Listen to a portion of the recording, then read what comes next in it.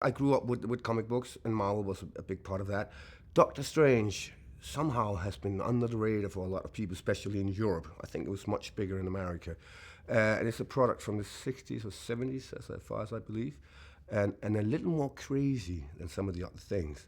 So I got my hands on a couple of copies a friend of mine is collecting, and I loved it, all of it. I think that in general, the story appealed to me, and we're dealing with a man, you and me, maybe a little brighter than us, a fantastic surgeon who has a touch of arrogance to him.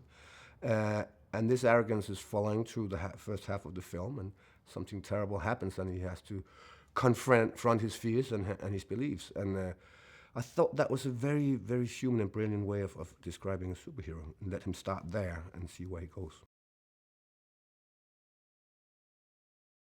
Well, that first encounter is once Stephen Strange hits the temple. My character is already on his move. He's already dedicating himself to the other side. So their first encounter is quite brutal, actually. We fight for 15 minutes the first time we meet each other. And it's a situation where Doctor Strange does not have his powers, and he is not as skillful a fighter as the rest of us at this point, because we've been there for 20 years. He's only been there for 9 months.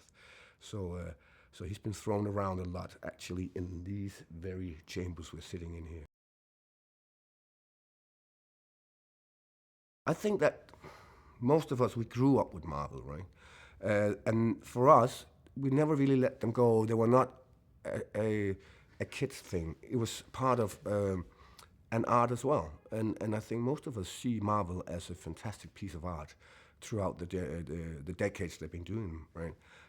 So for us to be in one of the films is not only a childhood dream, it's also an adult dream, because the stories are wider than just entertaining in the sense of entertaining kids.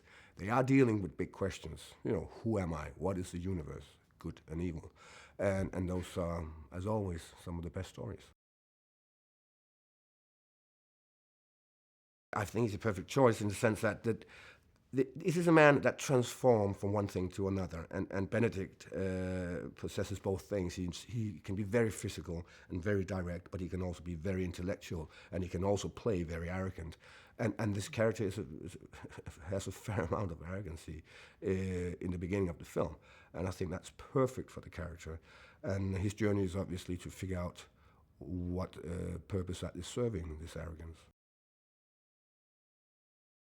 He loves this film. He loves this universe, and you can simply see his face light up when something is happening, something succeeds the way he wanted it to be. Right? For him, it's definitely not just a film. It is a mission, and all the childish feelings that hopefully will come up in the audience when they watch it is coming up in him when he's sitting in his chair directing and behind the monitors.